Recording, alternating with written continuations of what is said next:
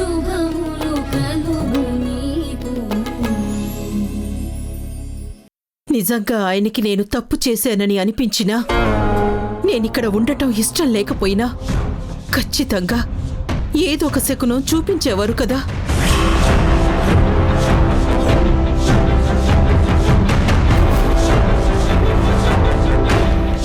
కానీ ఇక్కడ ఎలాంటి అపశకునం జరగలేదు. కార్యక్రమం మొత్తం సజావుగా జరిగిపోయింది.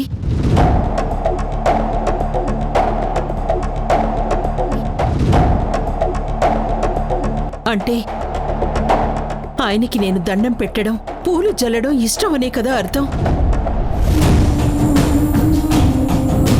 నన్ను పూలు చల్లనివ్వు అరుంధతి. అవునమ్మా అరుంధతి, కృష్ణమ్మ అంటే ఇష్టం లేకపోతే మీ నాన్నగారి ఆత్మ ఏదో రకంగా నీకు చూపించేది.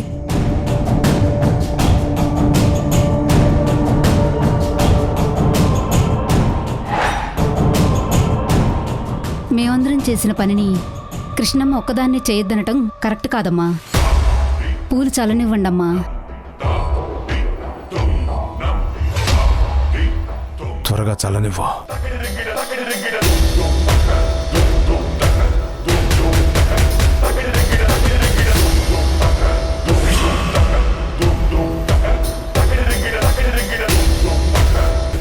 ఈ మనిషి మా నాన్న మీద పూలు చల్లటం నేను చూడలేను.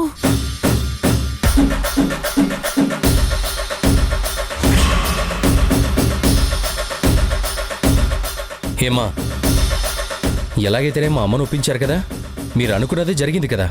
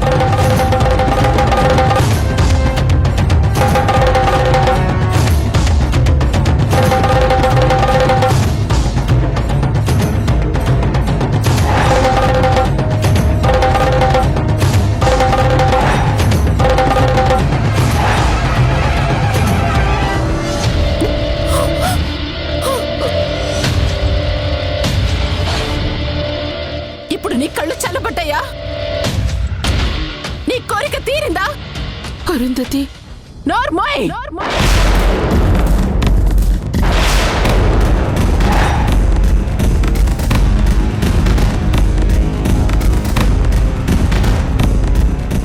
నేను నిన్ను ఈ ఇంట్లో ఉండనివ్వడమే పెద్ద తప్పు.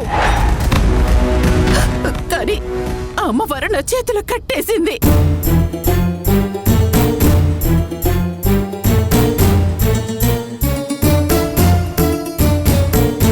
ఇప్పుడు నా ఇంట్లో జరిగే నా తండ్రి కార్యక్రమం దగ్గర నిన్ను నిలబడనివ్వడం ఇంకా పెద్ద తప్పు.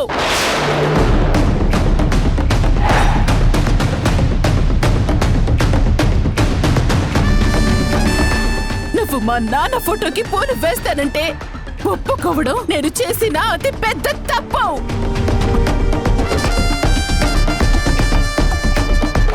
నువ్వు పూలు చల్లకూడదు అని నేనంటే మా నాన్నగారికి అది తప్పుగా అనిపించలేదని నువ్వన్నావు.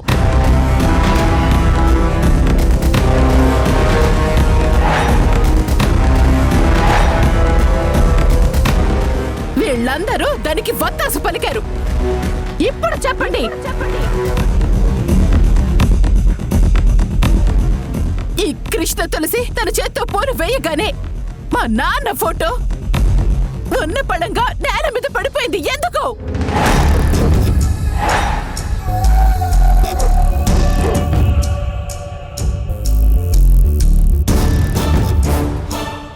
ఆయన ఆత్మ ఘోషించింది.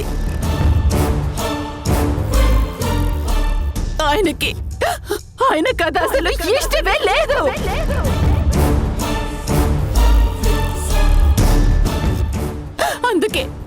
అందుకే నా తండ్రి ఇలా నేల కూలారు. అరుంధతి అలా అనకు అరుంధతి. అది ఫోటో పడిపోవడానికి కారణం వేరే ఏదో ఉండుంటుంది. మాట్లాడుకో.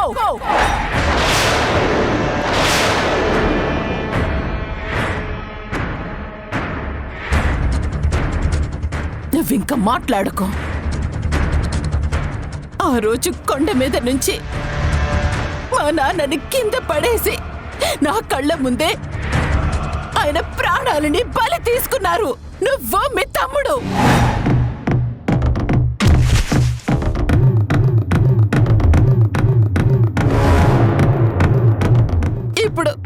ఇప్పుడు ఫోటోలో చూసుకుంటున్న ఆయన్ని ఇలా నేల మీద పడేసి ఫోటో పగలు కొట్టేశావు.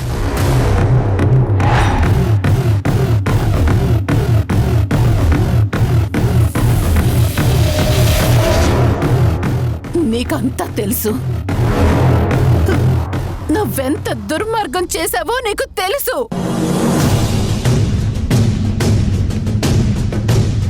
నువ్వు పూలు వేస్తే మా నాన్న ఏడుస్తారని నీకు తెలుసు. ఆయన ఫోటో పడిపోతుందని నీకు తెలుసు. అయినా సరే కావాలనే నువ్వు నన్ను చేరడిగావు. కావాలనే నేను వద్దంటున్నా నువ్వు పూలు చల్లుతానన్నావు.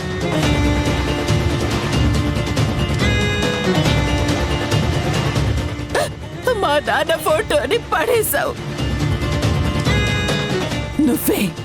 నువ్వే పడేశావు. లేదరుంధతి, నేనేం కావాలని చేయలేదు. నిజంగా మీ నాన్నగారి మీద భక్తితోనే చీర తీసుకున్నాను.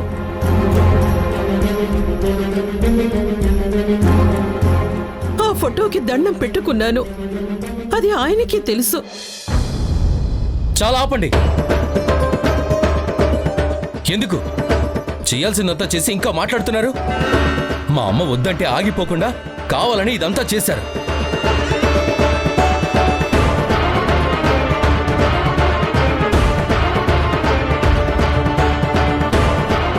మా తాతగారి ఫోటో పగిలిపోయింది. ఇప్పుడు మా మనసులు కూడా పగలగొట్టేశారు మీరు. బాబు, మీరు కూడా అలా మాట్లాడకండి. మాట్లాడక ఏం చేయమంటారు? మెడపట్టి మిమ్మల్ని బయటికి పంపించలేం కదా.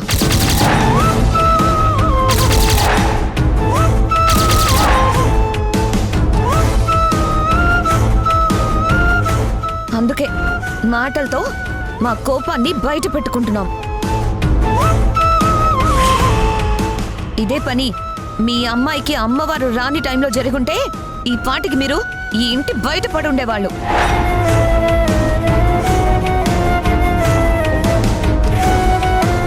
రేఖ,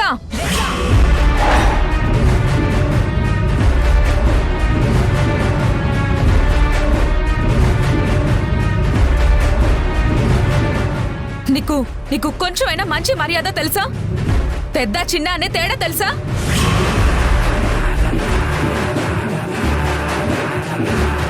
నువ్వు చదువుకున్న దానివే కదా, ఎవరైనా పూలు చల్లితే ఎక్కడైనా ఇలా ఫోటో పడిపోతుందా? అది ఎలా పడిపోయిందో తెలుసుకోవడానికి ట్రై చేయకుండా ఇలా మీ అందరూ మా అమ్మ తప్పు చేసిందని బ్లేమ్ చేస్తారా? మీ అందరికీ బుద్ధి పనిచేయట్లేదా?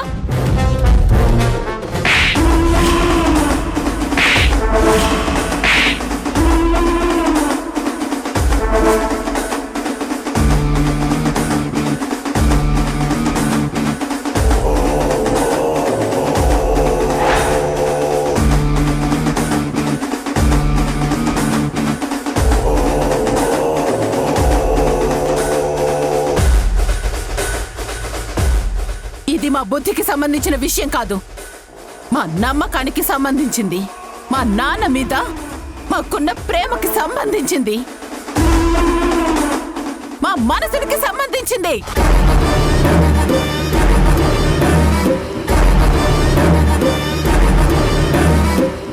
ఇందాక మీ అమ్మే చెప్పింది కదా, మీరిక్కడ ఉండటం మా నాన్నకి ఇష్టం లేదంటే ఆయన ఏదో ఒక శకునం చూపించేవారు అని. చూపించారుగా, ఆయనే చూపించారుగా. మీకు ఇదే నిదర్శనం.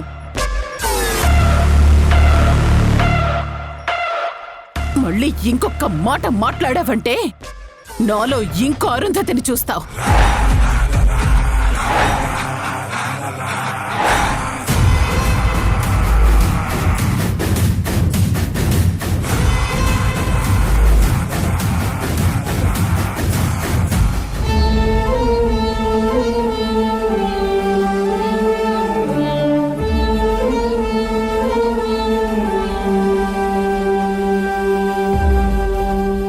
ఇదిగో బాబు, కొంచెం సాయం పట్టువయ్యా.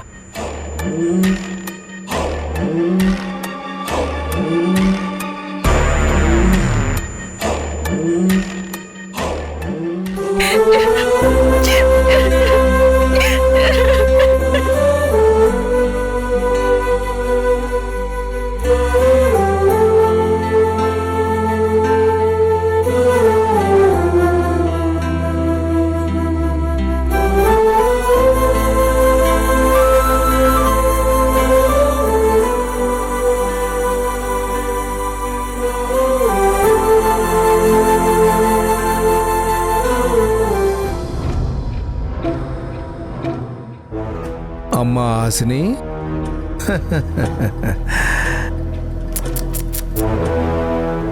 ఆశ్చర్యపోకమ్మా.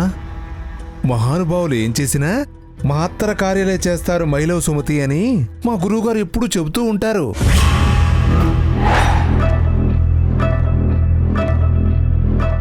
నీ ఫేస్లో ఫీలింగ్స్ నాకు అర్థమవుతున్నాయమ్మా.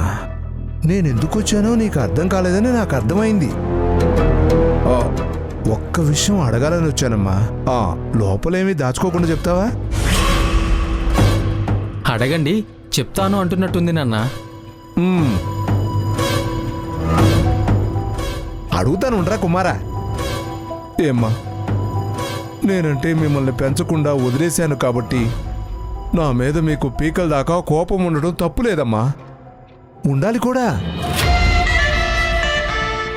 కానీ పాపం మీ అమ్మ ఏ పాపం చేసిందమ్మా? అరుంధతి తన్ని తిడుతుంటే 70mm సినిమా స్కోపులో సినిమా చూస్తున్నంత ఇంట్రెస్ట్గా చూస్తున్నావు. వచ్చి మా అమ్మ తిడతావా ఏయ్ అని ఒక్క మాట కూడా అరుంధతిని తిట్టలేదేంటమ్మా? వాళ్ళ అమ్మ మీద కోపంగా ఉన్నట్టుంది నాన్న. మరే ఉన్నదేంట్రా కోపం? తనకు ఇష్టం లేకపోయినా బలవంతంగా మెళ్ళు ఉంచి శత్రు ఇంట్లోనే కాపురం ఉండమని పంపిస్తే ఉండదా కోపం? ఉంటుంది, పిచ్చ కోపంగా ఉంటుంది. కానీ ఒక్క డౌట్ అమ్మా. ఆహా, అదేనమ్మా, నీ కోపం ఉండొచ్చు కానీ మరీ 20 ఏళ్ల నుంచి పెంచిన అమ్మ మీద మరీ ఇంత కోపం, అదే నిన్ను ఇక్కడ వదిలేసిందన్న చిన్న కారణం మీద. చిన్న కారణం ఏంటి నాన్న? ఎంత ఇదైతే మాత్రం కన్న కూతుర్ని శత్రువు ఇంట్లో వదిలేస్తారా ఎవరైనా?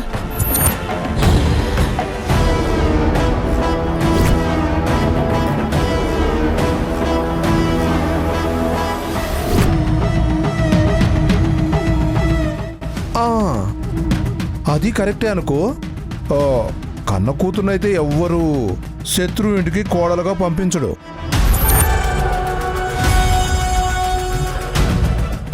అంటే నిన్ను శత్రువు ఇంటికి పంపిన మీ అమ్మ కఠినాత్మురాలు అని అడిగితే నేనే సమాధానం చెప్పలేను అనుకో. మీ దృష్టిలో మీ అమ్మ మీకు దేవత అయి ఉంటుంది. దేవత ఏంటి నాన్న దేవత? అలాంటి బుద్ధులున్న మనిషిని అమ్మ అని పిలవాలంటేనే మంటెక్కిపోతుంది. ఎక్కుతుంది, ఎందుకు ఎక్కదో? పోనీ పుట్టినప్పటి నుంచి ఆ రూల్స్ అని ఇవ్వని అవ్వని వీళ్ళందరినీ గ్రిప్లో పెట్టేసింది కదా.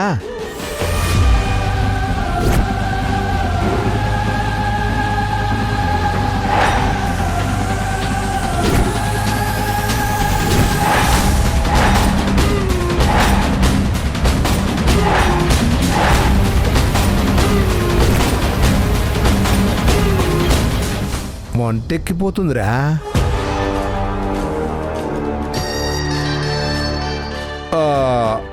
ఏంటోనమ్మా, నాకు కూడా మీ అమ్మ నియమాలు పద్ధతులు నచ్చేవి కావు. అరే, తను చెప్పిందే సిద్ధాంతం అంటుంది, తను పెట్టిందే నియమం అంటుంది, వాటిని అందరూ పాటించాలి అంటుంది. అవి ఎలాగుంటాయంటే అదేంటది, అది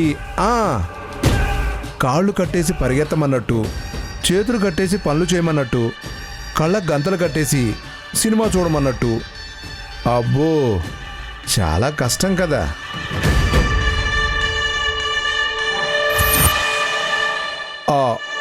మనకు కష్టం అంటే తన కోపం వస్తుంది. అవి ఫాలో అయితే మనకి ఇరిటేషన్ వస్తుంది. ఫాలో అవ్వకుండా ఆవిడకి దూరంగా వచ్చేస్తే చాలా హ్యాపీగా ఉంటాం. నాలాగా.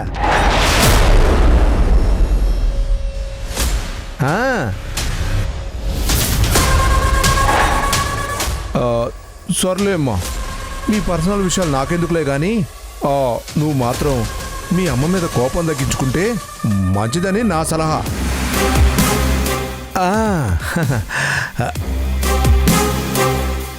ఎంత నీ బాగు చూడకపోయినా, ఎంత నీ బాధను పట్టించుకోకపోయినా మీ అమ్మే కదమ్మా. నువ్వు మానసికంగా ఎంత నలిగిపోయినా సరే నువ్వు మీ అమ్మని సంతోషంగా ఉంచాలి. తను అరుంధతిని సంతోషపరచాలిగా మరి. అంటే వీళ్ళమ్మకి వీళ్ళ సంతోషం కంటే అరుంధతి స్నేహమే ముఖ్యమా నాన్న? అది మనం ప్రత్యేకంగా చెప్పనక్కర్లేదురా పిచ్చి కుమారా. రోడ్డు మీద వెళ్ళే ఏ పిచ్చివాడిని అడిగినా చెప్పేస్తాడు, వీళ్ళమ్మ అరుంధతి కోసమే ఇవన్నీ చేస్తుంది. అందుకోసమే వీళ్ళ జీవితాల్ని ఫణంగా పెట్టేస్తుంది అని.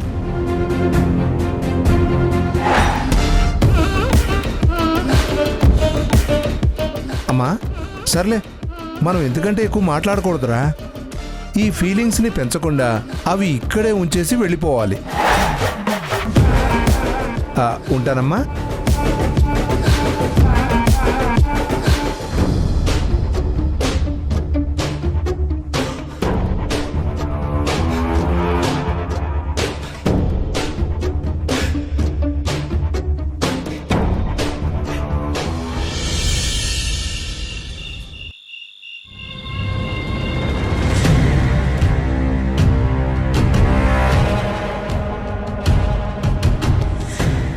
గొడవ జరిగినప్పుడు మాకు ఫోన్ ఎందుకు చేయలేదమ్మా?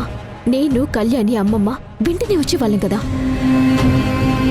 నేను చేస్తానని చెప్పానక్క, అమ్మే వద్దంది. మీరందరూ వచ్చి మాత్రం చేసేదేముందమ్మా? నీకు సపోర్ట్గా ఉండేవాళ్ళం కదమ్మా. సపోర్టుగానా? మరి నీకు సంబంధం లేకుండా ఫోటో పడిపోతే నిన్నన్ని మాటలంటుంటే సునయనకి మాట్లాడటానికి నోట్లో నాలుకలేదు. హాసిని నీతోనే మాట్లాడట్లేదు. నువ్వేమో అరుంధతి నిన్నేమైనా అంటే ఊళ్ళో వాళ్ళకి సమాధానం చెప్పినంత స్ట్రాంగ్గా సమాధానం చెప్పవు. అందుకే ఆవిడ అన్నన్ని మాటలు అనగలిగింది. అదే మేం కూడా ఉండుంటే అసలు ఆ ఫోటో ఎలా పడిపోయింది, నీకు సంబంధం లేకుండా పడిపోతే నిన్నెందుకు అంటున్నారు అని నిలదీసేవాళ్ళం.